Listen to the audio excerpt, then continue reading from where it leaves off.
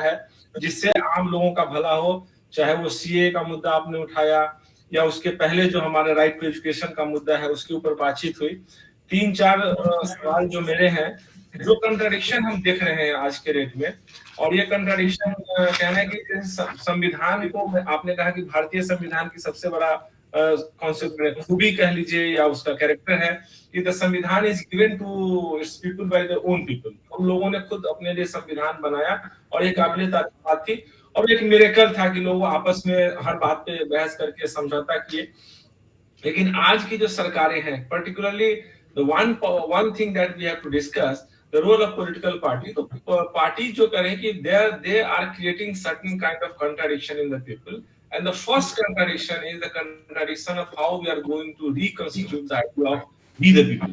तो बार बार ये चाहे वो सीए हो, चाहे और भी किसी तरह का कंट्रोवर्शियल लेजिस्लेशन हो, सब लेजिस्लेशन में जो सबसे पहला बात आता है कि क्या हम वी द पीपल को रिकॉन्स्टिट्यूट कर रहे हैं, क्या वी द पीपल का जो आइडिया है, the political community or the civil society we have talked about is getting disintegrated or reconfigured on certain different axes, maybe it is on the axis of caste, religion or so many other things। तो उनका कहना है कि नहीं, we the people बार बार चूंकि reconstitute होता है और इसीलिए एक नया टर्म आया है पॉपुलिज्म और राइट पॉलिटिक्स में, that is politics of performance. So whatever the constitution promises in 1946 or sorry 1949 and that was adopted in 1950 did not get fulfilled because the constitution was simply a moral document without having the legal backing and the acceptance of the people that they are arguing। That's why we have to go for the politics of performance, and this politics of performance is completely hijacked by the idea of executive dominated system, जहां पे जो हमारे सरकार के 3 अंग होते हैं, न्यायपालिका, विधायिका और कार्यपालिका, जहां पे अगर आप जॉन लॉक के डिजाइन को देखें तो जॉन लॉक ने जब रिप्रेजेंटेटिव गवर्नमेंट की बात की थी 2 ट्रीटीज ऑफ सिविल गवर्नमेंट में, तो जॉन लॉक का पहला ये आइडिया था कि जब कभी भी रिप्रेजेंटेटिव डेमोक्रेसी हो, जो प्रतिनिधित्व देने वाली लोकतंत्र होगी, उसमें सबसे पहला जरूरी होगा कि primacy of legislator has to be ensured. जो विधायिका है वो प्राइम रोल अदा करेगी, लेकिन in due course of time लोगों ने वी द पीपल के आइडिया को रिकॉन्फिगर कर दिया। रिकॉन्फिगरेशन के ग्राउंड डिफरेंट हो सकते हैं। So how we have to deal with this contradiction, number 1।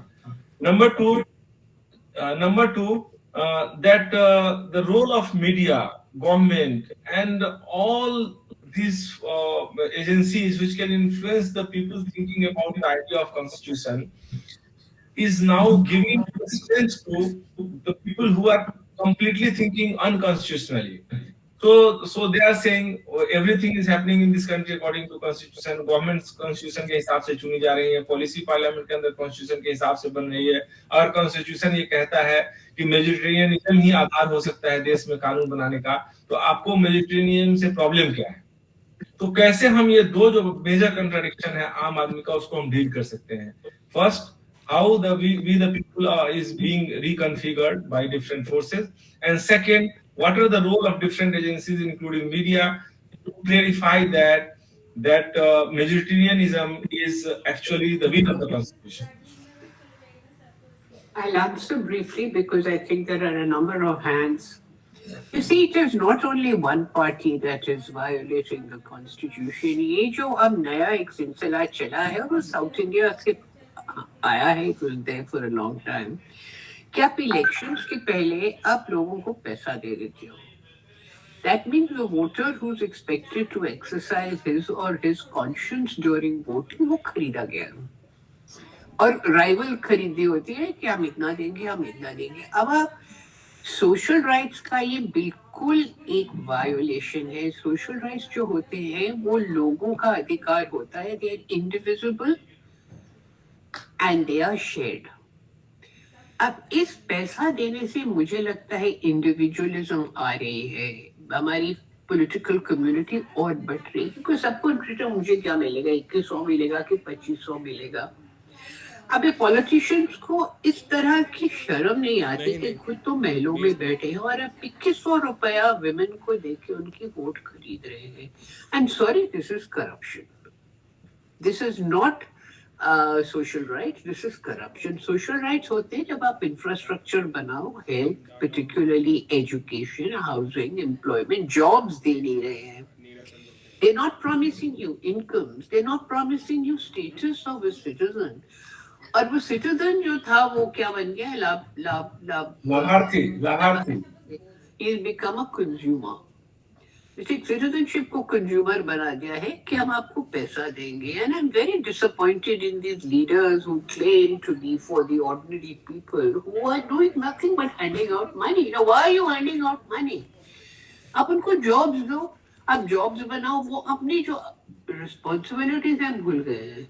उनको सिर्फ election democracy has been reduced to elections. Democracy का बिल्कुल elections के साथ मतलब बहुत reduction हो गई है.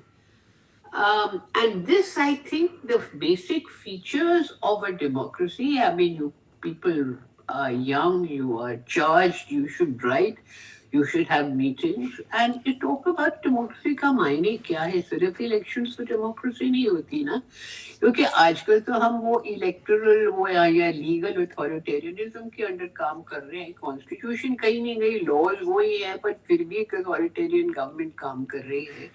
We should understand that वो जो ज़माने थे जब military coups होते थे वो खत्म हो गए हैं. Nobody wants to perform a military coup क्योंकि बहुत ज़्यादा discontent होता है. You keep the law, you keep the constitution, but you subvert it. अब इसमें the answer has been this kind of demonstrations we saw in India in December 2019 and January. But इनका फायदा क्या हुआ? I mean, what are they proposing? What is the long-term plan? वो जो 20th century, and lastly, you know, I think all governments, liberalism, communism, वो जो भी बीच में है, they have exhausted. ये people are fed up of this. और ये सिर्फ इंडिया में नहीं है, यूरोप में बहुत भारी तौर से है, और यूनाइटेड स्टेट्स में तो है ही. They are tired of these old ideologies. There has to be a new ideology, and आप पार्टी की post ideology is no solution, क्योंकि जहाँ पर आइडियोलॉजी नहीं होती वहां पर वो पार्टी खड़ी नहीं होती. We don't know what they stand for, and we have to create new forms of politics. हम लोग, मुझे लगता है 20th century forms of politics have been exhausted, और उसके आगे क्या है मैं भी नहीं सोच सकती. I can't think of anything. Maybe your generation will be able to. I'll be interested to hear. Thank you, ma'am. So now she is saying we have to think differently. हमें अलग तरीके से सोचना पड़ेगा किस तरीके से समाज में जो रचनात्मक चीजें हो सकती हैं, पॉजिटिविटी आ सकती है संविधान के मौलिक और मानक आधारों पे, वो कैसे आए. तो अब मैं बाकी जो लोग जुड़े हुए हैं इस फोरम से उनसे मैं एक छोटी सी बात और कहूंगी रवि कि हम लोगों को ध्यान रखना चाहिए, क्योंकि अब ये गवर्नमेंट पॉलिटिशियंस नहीं रन कर रहे हैं, अब ये गवर्नमेंट बड़े इंडस्ट्रियलिस्ट रन कर रहे हैं. And you saw it at Trump's inaugural how the technocratic CEOs were all there. और आप देख रहे हैं इंडिया में how industrialists are running the country. ये ओलिगार्की बन रही है. This is not democracy, this is oligarchy. और हमें डरना चाहिए from the power of big capital. और मुझे नहीं लगता कि Marxism will be an answer. What Marxism as we knew it, the spirit of Marxism has to be reinvented. क्योंकि working class तो हमारी है नहीं. 93% of our working class are casual. तो वर्किंग क्लास तो है नहीं कि रेवोल्यूशन लगाएगी. आई मीन वो रेवोल्यूशनरी आइडियोलॉजी मानेगी. We have to think in new terms about old ideologies. उनके वैल्यूज ठीक है, पर उनका form I think people have got tired of it. अब मैं बाकी जुड़े हुए लोगों से बोलूंगा कि आप अपने अपने सवाल प्रोफेसर चंदोक को बता सकते हैं और कोशिश करेंगे रिस्पॉन्ड करने का. मधुसूदन जी सर बताएं. मधुसूदन सर का अभी अनम्यूट किया है, बताएं. नहीं सर, हमने नहीं कहा जी. नहीं बन जाएगा अभी तुरंत. Can you come out to screen please. Madhusudan ji आप सवाल पूछ रहे थे सर. जी एसपी सिंह सर सवाल पूछ रहे हैं. SP Singh sir. हाँ, मेरा एक सवाल है. आवाज आ रही है? जी जी जी आवाज आ रही है. हाँ मैडम, आ रही. जब कॉन्स्टिट्यूशन बना तो लास्ट डे उसको समाप्त किया, अपनी बात पूरी बताई डॉक्टर अंबेडकर ने, और उन्होंने कुछ बातें रखी कि ये संविधान के लिए या जैसा हम लोगों ने बनाया है ये खतरे होंगे। और उनमें से एक उन्होंने बात रखी कि अगर हम लोग जो है जैसे असमानता या बंधुत्व छोड़ देंगे तो खतरा होगा, या हम लोग धर्म की राजनीति करेंगे ये खतरे होंगे, या हम लोग भक्ति की बात करेंगे, राजनीतिक भक्ति की, ये हमारे अम्बेडकर खतरे की बात होंगे। कर रहे हैं, अम्बेडकर की बात कर रहे हैं। डॉक्टर अंबेडकर ने जो लास्ट में अपनी बात समझ की थी। I agree with you. हाँ, तो अब ये सारे खतरे दिखाई दे रहे हैं, और मेरा अपना समझना है कि पब्लिक को जो जितना जागरूक होना चाहिए, चाहे जो भी कारण हो, वो उस तरह से रिएक्ट नहीं कर रही इन खतरों के प्रति। मैं आपकी बात से सहमत हूं जो आपने अपनी बात रखी है, लेकिन मेरा ये है कि खतरे ज्यादा जिस तरह से हो रहे हैं या सामने आ रहे हैं, हम पब्लिक को जो हम सोचते हैं वो उस तरह से पब्लिक की प्रतिक्रिया नहीं आ रही, चाहे मीडिया उसमें गोलमेल कर रहा है, चाहे जो भी कारण हो, लेकिन उस तरह के हमारे रिएक्शंस नहीं हो रहे। I think Ambedkar, you know, there should be more work on Ambedkar, क्योंकि जो उन्होंने कहा वो so wise। उन्होंने कहा था कि अपनी जो आपके मानसिक अधिकार है वो किसी भी आदमी के पैरों में मत डालिए। Don't lay off liberties at the feet of a great man. वो जॉन स्टुअर्ट मिल को कोट कर रहे थे। एंड इधर इंडियंस हैव दिस प्रोपेंसिटी, क्योंकि भक्ति मूवमेंट शुरू हुआ और आप इंडिविजुअल्स को मांगने लगे। आप ध्यान रखिए फ्रॉम डेमागोग, उन्होंने कहा कि constitution depend upon who works them. Constitution तो अच्छी होती है who works them. So I am completely in agreement with you. मैं बिल्कुल आपसे थैंक यू मैडम। अम्बेडकर का आपकी बात से मैं भी पूरी तरह सहमत हूँ जी। नेक्स्ट सवाल जी।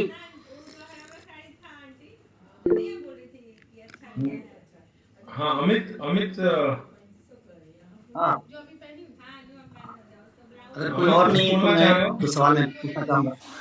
हाँ, मैं बात करना चाह रहा हूँ। मैम, आपने जो कॉन्स्टिट्यूशन पर समझाया और लाइटन किया हम लोगों को, उसका बैकग्राउंड, उसकी हिस्ट्री भी, प्रेजेंट कॉन्टेक्स्ट में जो कॉन्ट्रडिक्शंस हैं वो भी। आपने बाद में मैम जो सेकुलरिज्म पर बात की, उसमें आखिर में आपने हिंदुत्व की पॉलिटिक्स से उसको एक थ्रेड बताया।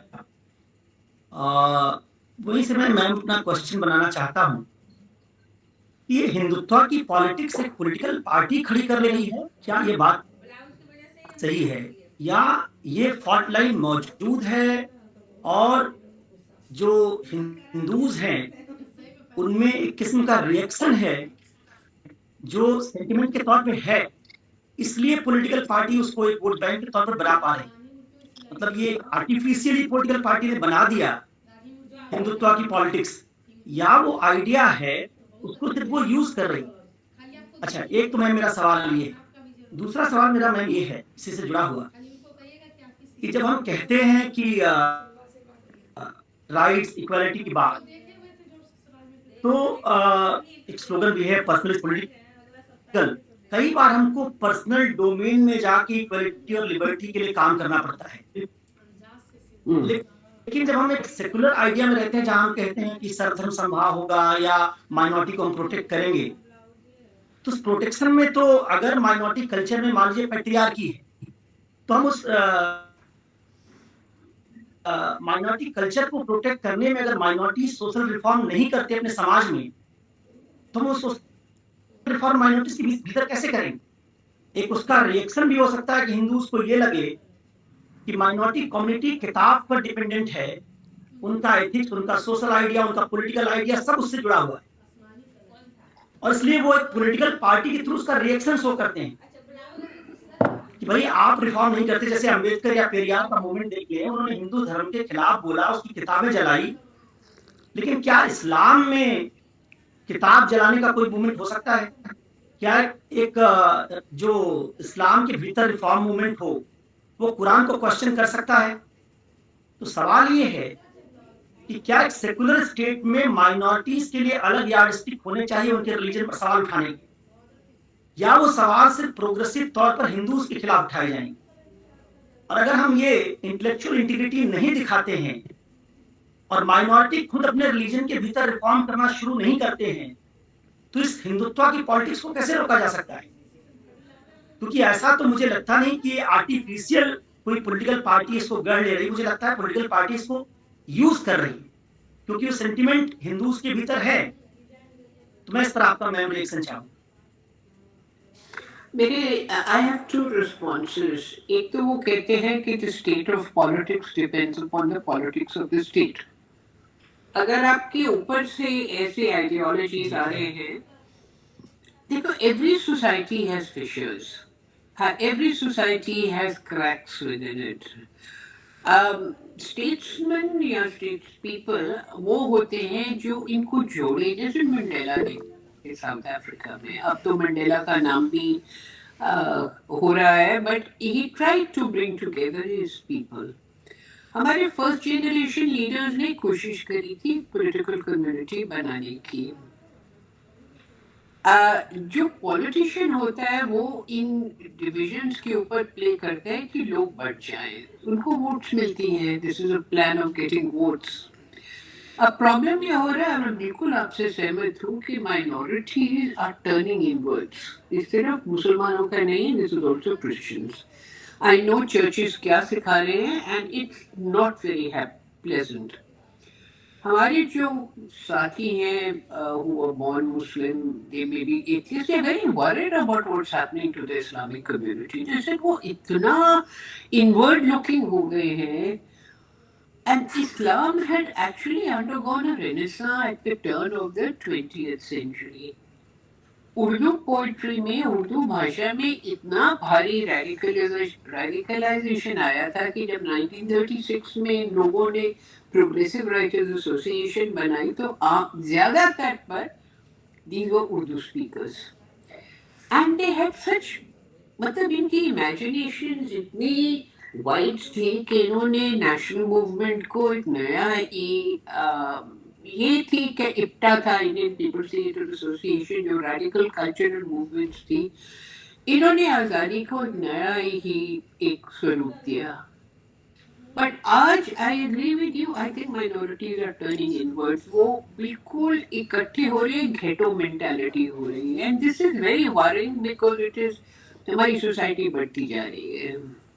सो इन अ वे आई थिंक कहीं पर जो एक रेनेसां बना था in the 19th century, you see the problem is, अगर आप हमारी नेशनल मूवमेंट को देखें, जो मेनस्ट्रीम नेशनलिज्म था, it was also very upper caste, very Brahminical.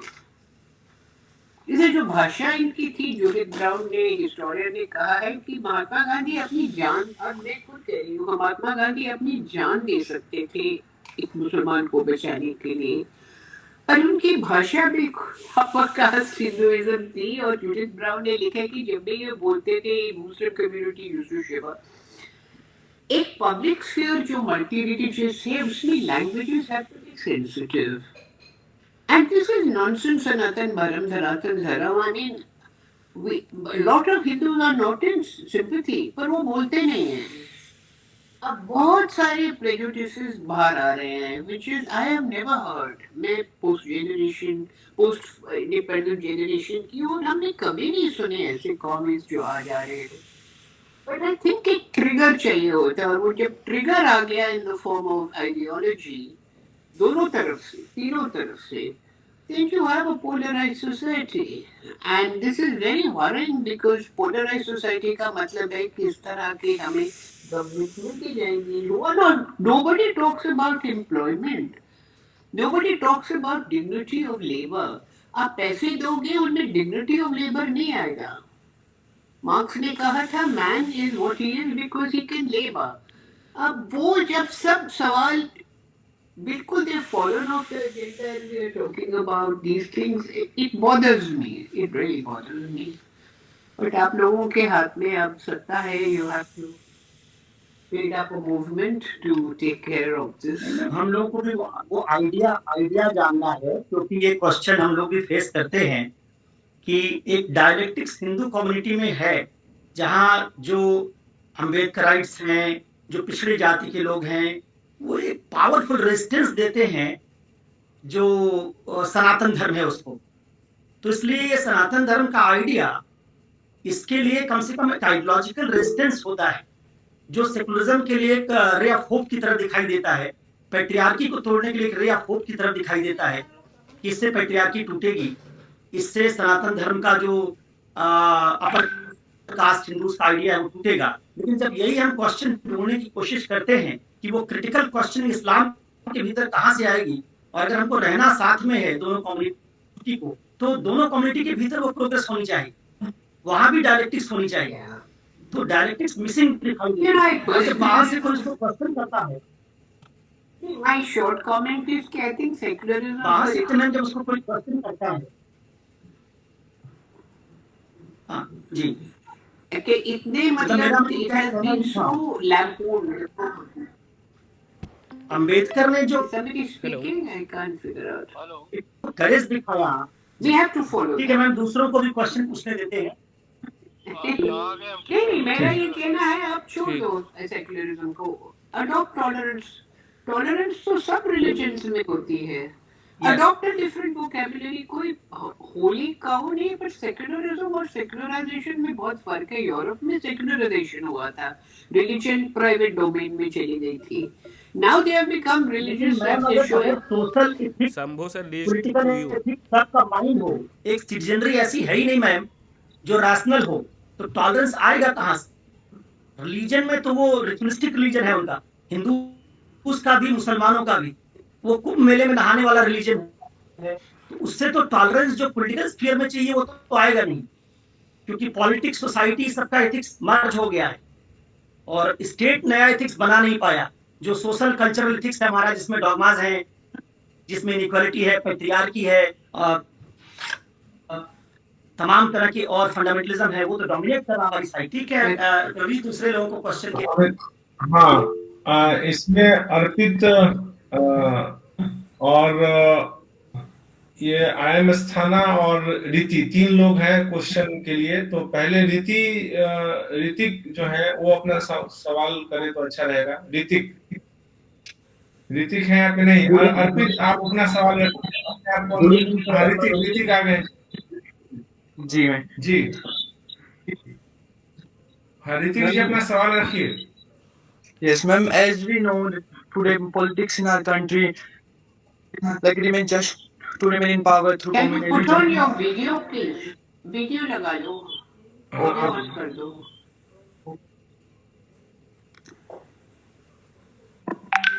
Ma'am, can I ask this thing and can you video on this channel? Okay. Just put your question. Your voice is breaking. Like, ma'am, our leaders have no vision for future days. We can see communalism in politics. No one cares about core issues like environment, unemployment, income disparities. Yeah. And people of country don't want to elect those who spread communal rights, but they have no choice as there is no strong opposition today. But ma'am, after independence era, we have visionary leaders and great intellectuals in politics. But ma'am, why Indian politics today lack intellectuals? Today there is a intellectuals and great political thinkers like you, ma'am. Why, ma'am, great minds of the nation like you don't participate in active politics to save the country from such a devastating future? We can take few questions and then I agree with you. Everything. Why don't we? अर्पित जी, आप अपना question करिए। 3-4 question एक बार हो जाए तो madam collectively एक बार respond करें। Hello सभी को गुड इवनिंग। सर, प्रथम सभी को गणतंत्र दिवस की हार्दिक शुभकामनाएं, बधाई। मैम, एक मेरा छोटा सा क्वेश्चन है कि जब हम संविधान की बात करते हैं, संविधान निर्माण की बात करते हैं, तो हम यूएसए की संविधान, ब्रिटेन की संविधान, आयरलैंड, अन्य देशों की संविधान की बात करते हैं, जिक्र करते हैं, और वहां से ये होता है कि संविधान एक उधार दस्तावेज जैसा कुछ है, इस सारी चीजों में बात करते हैं। जैसे कि अभी अमित सर ने थोड़ा सा कुछ अम्बेडकरवादी हिंदुत्ववादी सनातन धर्म की तरफ आकर्षित किया ध्यान को। तो मैम मेरा सवाल ये है कि जो संविधान है तो वो भारतीय संस्कृति में परिलक्षित है, विद्यमान है कि नहीं? संविधान बनने से पहले की मैं बात कर रहा हूँ मैम। मेरा सब इतना छोटा सा सवाल है, इसका थोड़ा सा मैं जानना चाहता हूँ। ठीक है, next basic question is whether the tenets of Indian Constitution is contextualized in the Indian tradition or not. So he is saying that we have taken so many things from outside. So next is Arvind Pandey ji. Arvind Pandey ji अपना सवाल पूछिए sir. Arvind Pandey ji ने हाथ उठाया है जी। Good evening. Ma'am, my question is that the Indian model of secularism is often called principal distance rather than strict separation. Ma'am, do you think that this approach has been successful? Okay. So he is talking about the approaches to secularism, principal distance, as Rajiv Bhargava talks about. Yes. So he wants some reflection. Next, और किन्हीं का है तो एक दो question हम और लेके फिर मैडम आई एम सर तशा जी बताइए। Yeah, good evening, everyone, and thank you so much, ma'am, for putting up this interesting and very informative session for us. Ma'am, as a student of political science, I would like to collect your advice and guidance that in today's generation, in this going on religious politics, this all environment in which we are, which is toxicating youth's mind also. So, ma'am, what would you advise me in order to eradicate this barricade? Okay. Next, chaliye, so we can go through this round of questions, ma'am, and then we can ask. Sumit Sharma ji आप अपना question पूछ लीजिए। सुमित शर्मा पूछना चाहते हैं। जी जी, नमस्कार सभी को। सर अमित सर ने अभी एक बात कही थी कि जो पहले से ये सेंटिमेंट था हिंदुत्व में, या फिर ये पॉलिटिक्स, हमारे पॉलिटिक्स सीनियर हैं ये जो कर रहे हैं। मेरा प्रश्न सर यहाँ से है, अभी रसिया के एक राइटर है, उन्होंने कहा था अगर अतीत पे आप पिस्तौल से गोली चलाओगे तो भविष्य आपके ऊपर तोप से गोले बरसाएगा। तो क्या तो उसी को देखते हुए हमारे क्या पॉलिटिशियन जो हमारे पुरानी बातों को नहीं करते हैं, हम मुगल की बात करते हैं, इंदिरा गांधी ने क्या किया उसकी बात करते हैं, और उसके बाद जवाहरलाल नेहरू ने क्या किया उसकी बात करते हैं, या पुरानी बातों को लेकर के आते। ऐसा क्या है कि करंट मुद्दों के लोग बात नहीं करते हैं, हमेशा पुरानी बातों को लेकर के लाएंगे और हमारी यूथ्स को उनको माइंड डाइवर्ट करके ये सब करते हैं। क्या कारण है ऐसा? और फिर क्या कारण है कि व्हाट्सएप यूनिवर्सिटी भी आगे आ गई, हमारे इतिहासकार जो हैं वो डायरेक्ट संवाद नहीं करते हैं, जिसकी वजह से ये सब चीजें हो रही हैं। जी साहिल नेक्स्ट क्वेश्चन। साहिल अपने आप को अनम्यूट कीजिए पहले। साहिल अनम्यूट करो अपने आप को।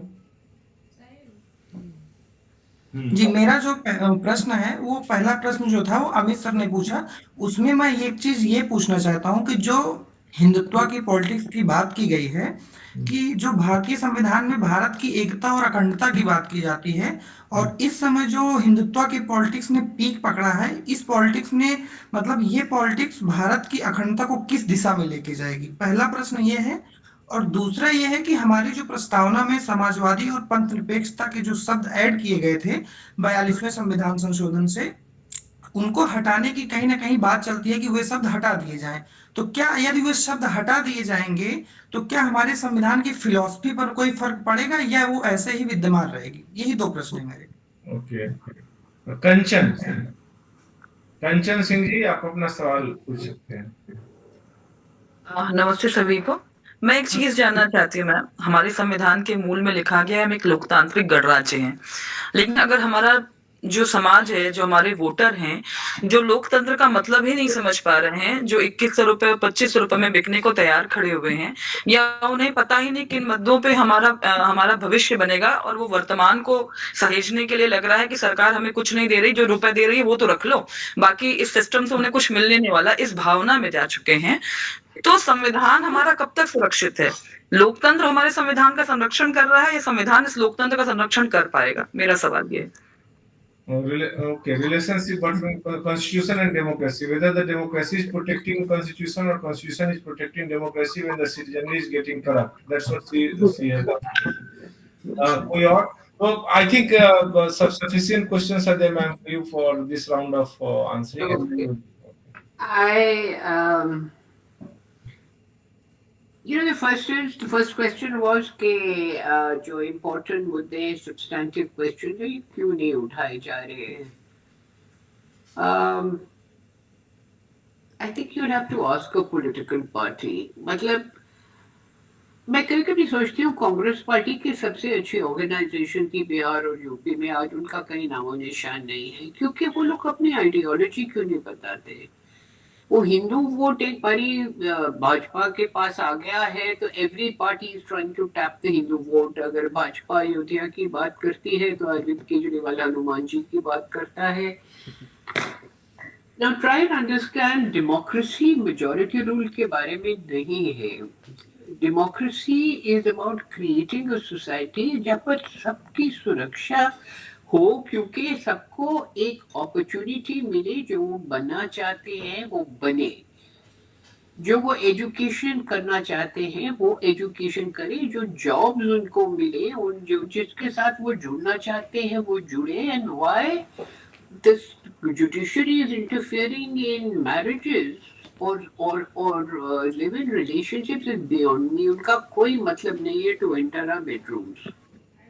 Liberal theory में this is a very big issue because feminists ने कह दिया है the home is a site of violence, तो judiciary को तो छूट मिल गई है to rule on same-sex marriages or people living together, where in Uttarakhand you have to register. Why?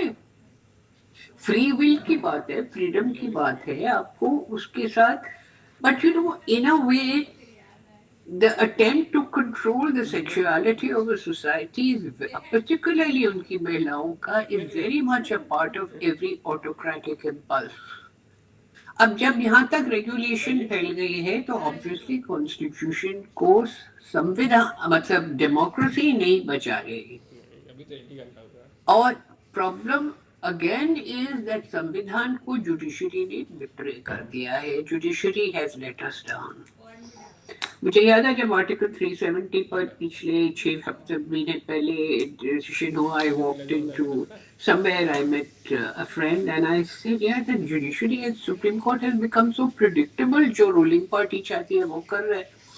तो he laughed and said हमें वफा की उम्मीद है उनसे जो नहीं जानते वफा क्या है।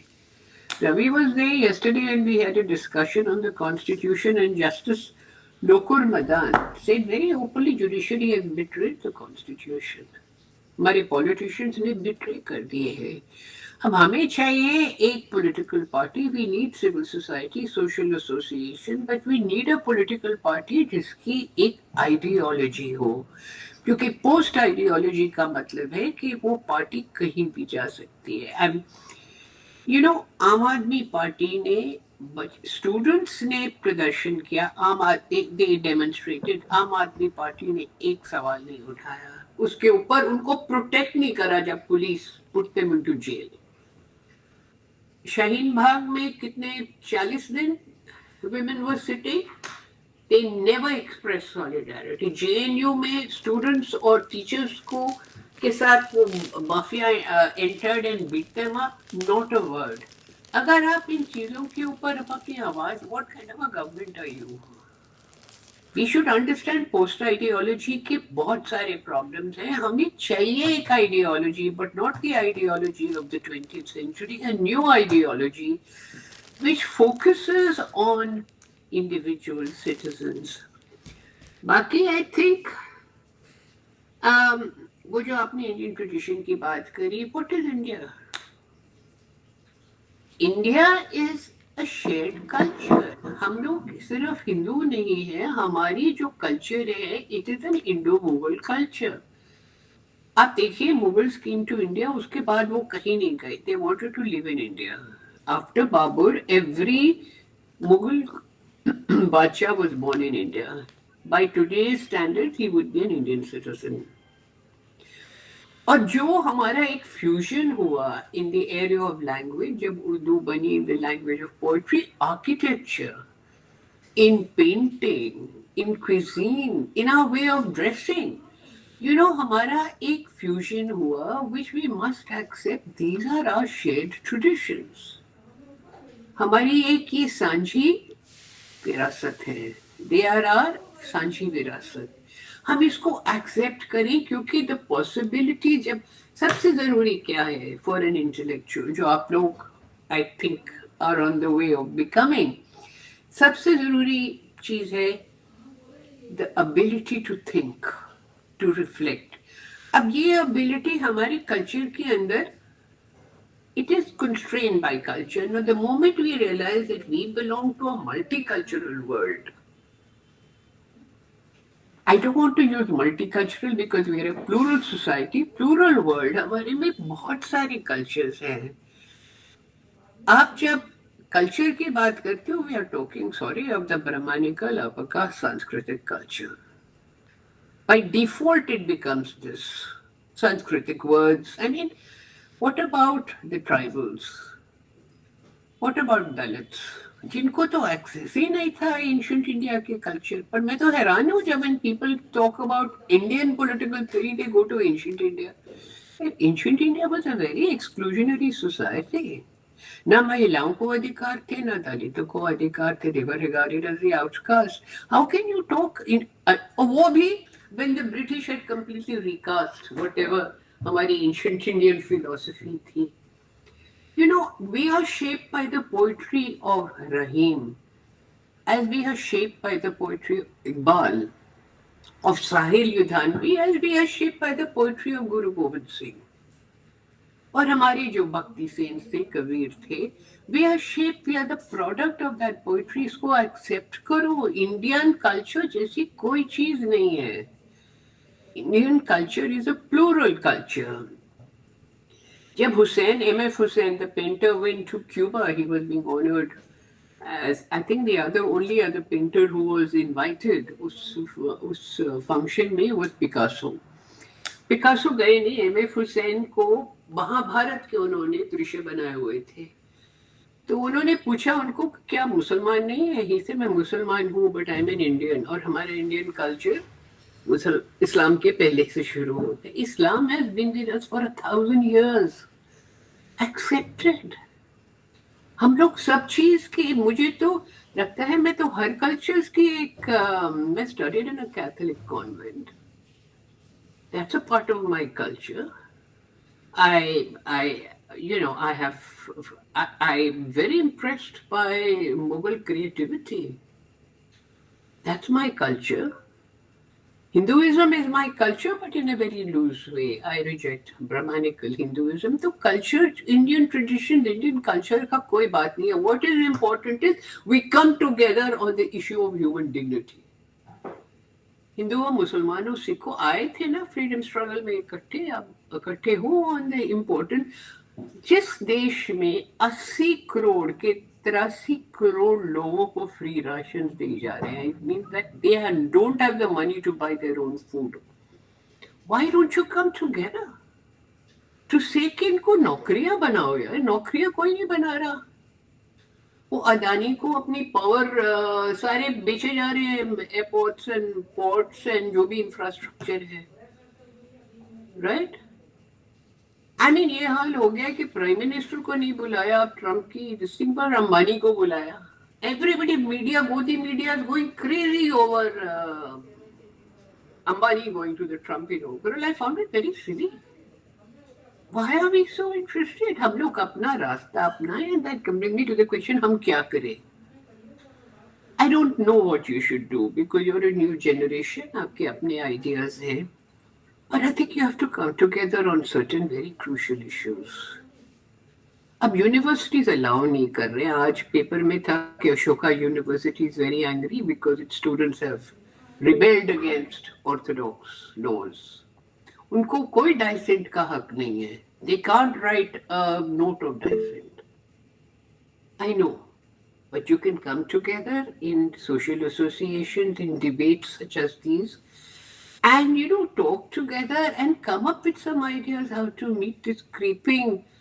I really think it's criminal the way we are being divided. I mean, it's not only Hindu-Muslim, it's controlling everybody. I am really shocked when the court turned down same-sex marriages. You have a right to your sexual preference. That is a basic fundamental right. आपको क्या लेना है लोग के अपने bedroom में क्या करते हैं, except for domestic violence. I'm not ruling that out. Yeah, who wants to marry? Who is their problem? Yeah, grown up, सब mature लोग हैं. Why are you trying to regulate sexuality? आप लोग सोचो इन मामलों में, आप लोग सोचो कि हमारा देश क्यों बट रहा है. मैंने तो for the first time in many years मैंने आज रिपब्लिक डे परेड नहीं देखी.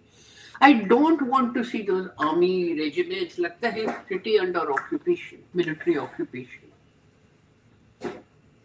So in a way we have to be very critical about what is happening to our country. जब ये जागृति आएगी ना, रास्ते भी निकल आएंगे. जब आप अपना सिर अपनी किताबों में डालोगे, रास्ते नहीं निकलेंगे. ठीक है Ravi? Should we end or are there more questions? So Amit, we should end that. और किन्हीं क्या क्वेश्चन है तो आप बता सकते हैं. जी हाँ रवि जी. बाकी मैं कहूँगा कि मैम ने बहुत छोटी सी पुस्तक लिखी है, कॉन्स्टिट्यूशन के ऊपर है. ये एक सीरीज है जो हर्ष बंदर एडिट कर रहे हैं इसको. तो आप इसमें कॉन्स्टिट्यूशन से रिलेटेड सिंपल शब्दों में बातों को जान सकते हैं. कॉन्स्टिट्यूशन मेकिंग का इतिहास क्या है, उसके अंदर सवाल कौन कौन से हैं जो मैम उठा रही थी. तो वो एक मैं बताना भूल गया, अमित ने कहा था before starting of the lecture बताने के लिए. तो ये किताब आप देख सकते हैं. बाकी अमित बताओ क्या क्या करना है आगे. हाँ अमित कुछ बोल रहे थे. बुद्धि सागर सर भी कुछ. एक सवाल था मैम कि इंडियन कॉन्स्टिट्यूशन में चूंकि पूरा का पूरी की पूरी डेमोक्रेसी पॉलिटिकल पार्टीज के थ्रू चलती है, तो इंडियन कॉन्स्टिट्यूशन में पॉलिटिकल पार्टीज के बारे में बहुत कुछ लिखा नहीं गया उस पर, बल्कि मेंशन ही नहीं है. दूसरी चीज ये कि पॉलिटिकल पार्टीज में जब तक डेमोक्रेसी नहीं होगी, इनर डेमोक्रेसी, तब तक देश में कैसे डेमोक्रेसी आएगी जब उनके यहाँ खुद ही डेमोक्रेसी नहीं है. वो पार्टियां ही ऑटोक्रेटिक हैं या किसी इंडिविजुअल पे बेस्ड है, एक चीज. दूसरी चीज, पॉलिटिकल पार्टीज के लिए फंड कहाँ से आएंगे इसके बारे में कोई बात नहीं कही गई. कहाँ से जो आजकल इलेक्टोरल फंड और ये लेकर के तमाम दिक्कतें आ रही हैं. साथ ही इलेक्शन कमीशन का क्या होगा, इलेक्शन कमीशन में कौन रहेगा कौन नहीं रहेगा. रोज नए नए आदेश आते हैं, रोज नए नए चीजें इवॉल्व हो रही हैं इस पे और नए नए आदेश जारी हो रहे हैं. तो ये दो चीजें हो गई. तीसरी चीज जो है वो सिविल सोसाइटी. सिविल सोसाइटी के बिना कोई डेमोक्रेसी नहीं चल सकती. जब तक पब्लिक जागरूक नहीं होगी, जनता जागरूक नहीं होगी, वो कभी भी डेमोक्रेसी, चाहे जो भी पार्टी आ जाए सरकार में, कोई भी आदमी आ जाए, वो सरकार कभी सही तरीके से नहीं चल सकती है. तो सिविल सोसाइटी के बारे में भी हमारे पास कुछ ना कुछ होना चाहिए कि किस तरह से सिविल सोसाइटी किसी ऑर्गेनाइज फॉर्म में कैसे आएगी, किस तरह से अपनी बात उठाएगी. तो हमारी संविधान को लेकर के ये बड़ी आवश्यक चीज है कि हम एक कमेटी बनाए या कुछ ऐसी चीज बनाए जिसमें पॉलिटिकल पार्टीज के बारे में, इलेक्शन कमीशन के बारे में, इलेक्टोरल फंड के बारे में, सिविल सोसाइटी के बारे में, इन सारी चीजों की चर्चा हो और इस पे कोई एक मत बने पूरी देश में. मैं मानती हूँ बिल्कुल. इंस्टीट्यूशन जब तक ठीक नहीं होंगे, डेमोक्रेसी मिनिमल सेंस में तो इंस्टीट्यूशंस के बारे में है कि डिसीजन इंस्टीट्यूशंस लेंगी थ्रू प्रोसीजरल मैटर्स, उनके ऊपर चेक्स एंड बैलेंसेस. बाद में जाकर डेमोक्रेसी के मायने बढ़े कि हर individual should be a rights bearer. Constitution हमारी बिल्कुल हक देती है कि हम सवाल उठाएं. और I end by saying throughout history from Plato onwards, philosophers या थिंकिंग इंटेलेक्चुअल्स, पब्लिक इंटेलेक्चुअल्स ने एक ही काम करा है, उन्होंने सवाल उठाए हैं. तो द पब्लिक इंटेलेक्चुअल हमेशा अलग रहेगा समाज से. वो हमेशा हो सकता है उसको बिल्कुल ही अकेला हो जाए. एडवर्ड सैड की बड़ी अच्छी किताब है on the public intellectual and he says कि the intellectual must have independence. वो हमेशा गरीबों की और वल्नरेबल लोगों की साइड ले. अब आप नोम चोम्स्की को देखिए इन अमेरिका, आई मीन वो अकेले खड़े हैं अगेंस्ट अमेरिकन इंपीरियलिज्म, सबने वोट किया है फॉर ट्रम्प अक्रॉस कम्युनिटी, वो अकेले खड़े हैं अगेंस्ट, और what could be a more example, glaring example of American imperialism than Donald Trump. Now, in a way, you see, ये तो होता रहेंगे, और चेक्स एंड बैलेंसेस अगर गवर्नमेंट नहीं करती तो सोसाइटी को करने पड़ेंगे। कैसे करेंगे? कभी कभी सिविल सोसाइटी ऑर्गेनाइजेशन अंडरग्राउंड में, आपको साधारण सा एग्जांपल दूं, जब स्टालिनिस्ट स्टेट्स थी ईस्ट यूरोप में बिफोर 1989, तो लोगों ने कहा to hell with the state, हम लोग आपस में सोशल एसोसिएशंस बनाएंगे।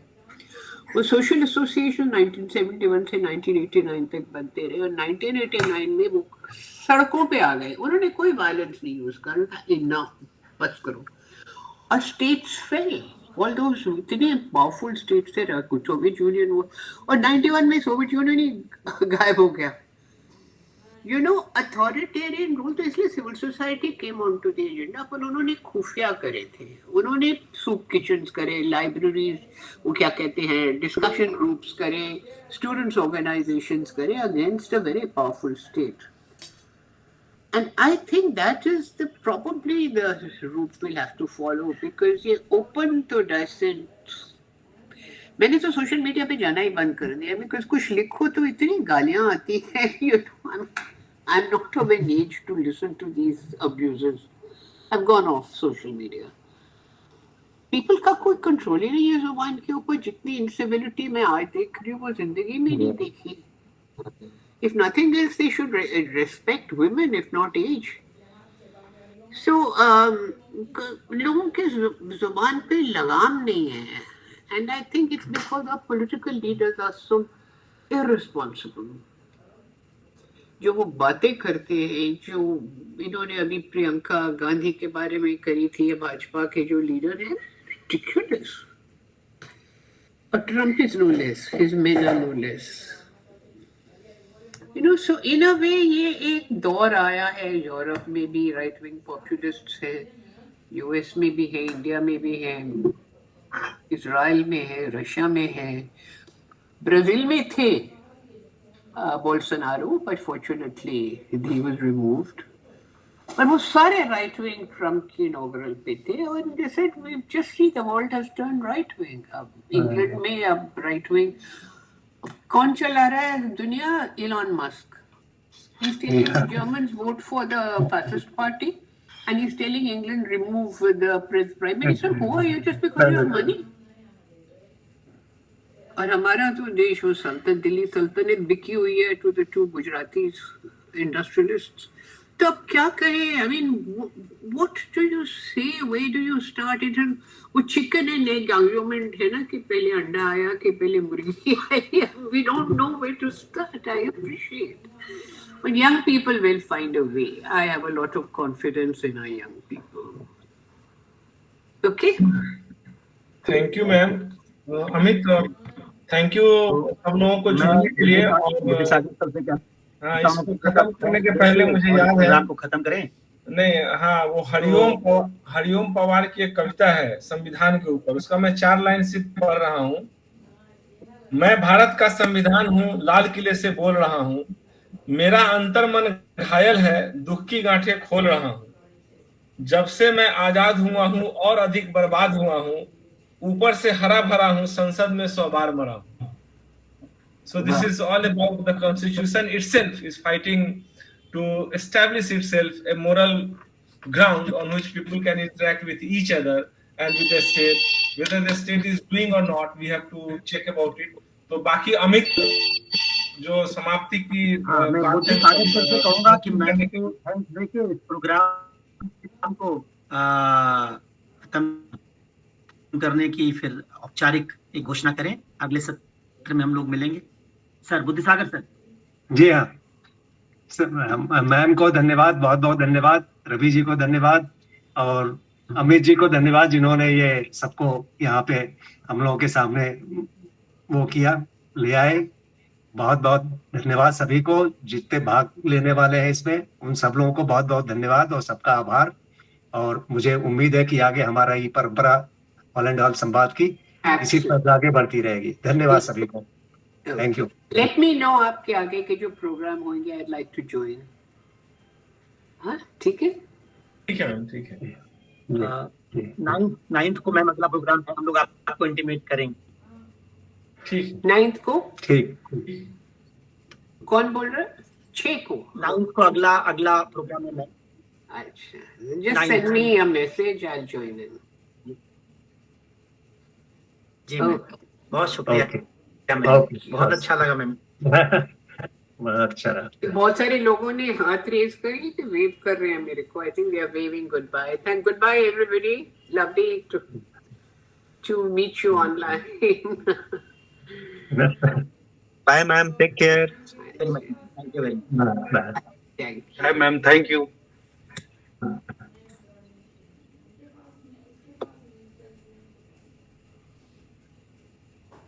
Thank you Amit, thank you doctor Ravi. अच्छा सर, आप हैं?